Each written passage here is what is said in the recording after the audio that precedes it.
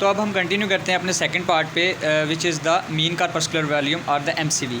अब mean corpuscular volume से basically ये मुराद है कि कॉर्पस्कुलर से मुराद है सेल और वॉल्यूम से मुराद है वॉल्यूम। मीन का मतलब है एवरेज। तो अब हम क्या कर रहे हैं कि एक आरबीसी का जो है वो कितना वॉल्यूम है। Mean corpuscular volume is simply the volume of one RBC in the SCV that is haematocrit.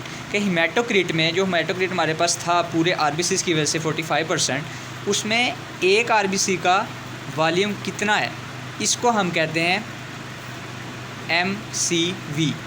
ठीक हो गया। अब इसको कैलकुलेट आप कैसे करोगे? MCV को आप सिंपली आप ऐसे कैलकुलेट कर सकते हो, क्योंकि आपको पता है हीमेटोक्रिट जो था आपका, हीमेटोक्रिट था। हीमेटोक्रिट किसकी वजह से था? टोटल नंबर ऑफ़ आरबीसी की वजह से। तो आरबीसी काउंट आप देखोगे, अब हीमेटोक्रिट जितना था आरबीसी काउंट की वजह से, तो अब आप पूरे हीमेटोक्रिट को जितने आरबीसी का काउंट था उससे डिवाइड कर दो और उसको मल्टीप्लाई बाय 10 कर दो, तो जो आपके पास रिज़ल्ट आएगा वो volume of one red blood cell होगा, विच इज़ द MCV। और ये नॉर्मली कितना आता है?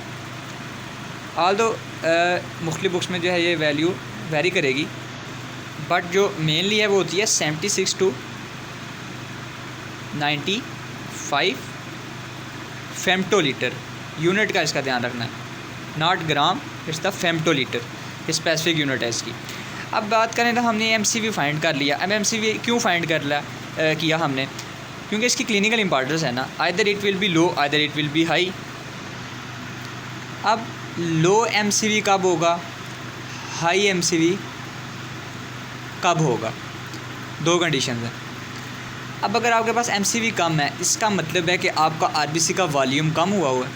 आरबीसी का वॉल्यूम कम कब होगा? जब आरबीसी के अंदर हीमोग्लोबिन सही सिंथेसाइज नहीं होगा, और हीमोग्लोबिन के सिंथेसाइज करने के लिए the most important component is the iron.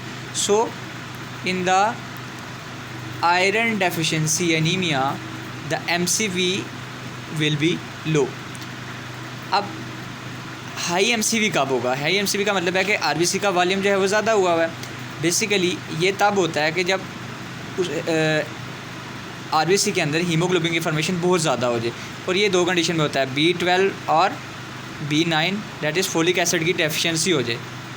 So basically ऐसा क्यों होता है? इसकी रीज़न बेसिकली ये है कि जो फोलिक एसिड और ये B12 है, मिथाइलकोबैलामाइन वाइटामिन, ये जो है वो इंपॉर्टेंट होते हैं for the DNA maturation of the RBCs. ठीक है।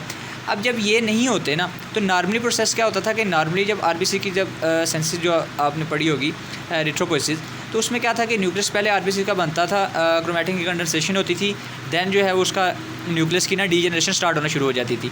तो न्यूक्लियस की डीजनरेशन से जितना हीमोग्लोबिन बनना था वो रेटिकुलर साइट तक एक स्पेसिफिक लेवल तक बनता था, विच इज़ द नॉर्मली 34% तक बनता था।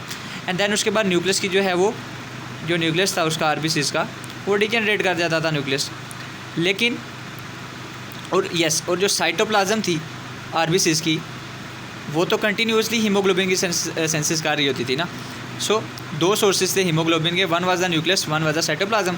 लेकिन नॉर्मल प्रोसेस में क्या था, न्यूक्लियस डिजेनरेट कर जाता था और सिर्फ साइटोप्लाज्म बनाती थी up to the reticulocyte stage. अब बेसिकली क्या वो कहता है, जब ये B12 और ये B9 नहीं होंगे ना, तो न्यूक्लियस इसका सही तरह मैच्योर नहीं करेगा। जब न्यूक्लियस मैच्योर नहीं करेगा तो बेसिकली क्या होगा कि जो DNA रेप्लिकेशन है ना, वो इफ़ेक्ट होगी, वो सही नहीं हो पाएगी। लेकिन जो DNA ट्रांसक्रिप्शन और ट्रांसलेशन है, ये नॉर्मल ही रहेंगी, क्योंकि B12 ने DNA की मैच्योरेशन करवानी थी। तो अब क्रोमैटिन वगैरह ना अब विदाउट एनी कंट्रोल वो प्रोलिफरेट करेंगे और बहुत ज़्यादा सेंसिटाइज करना स्टार्ट कर देंगे हीमोग्लोबिन की। अब हीमोग्लोबिन की एक्सेसिव जो है वो फॉर्मेशन स्टार्ट होगी। अब साइटोप्लाज्म भी इधर से जो है वो सेंसिस कर रही है। सो हीमोग्लोबिन की बहुत ज़्यादा फॉर्मेशन होगी, and basically the term use for here we use the nucleus and cytoplasmic dissynchronisation. अब उनमें एक हार्मनी नहीं रहेगी, साइटोप्लाज्म भी सेंसिटाइज कर रहा है और DNA भी, न्यूक्लियस भी सेंसिटाइज कर रहा है, तो हीमोग्लोबिन बहुत ज़्यादा हो जाएगा, जिसकी वजह से जो MCV है वो रेज़ कर जाएगा। So that was all about the MCV.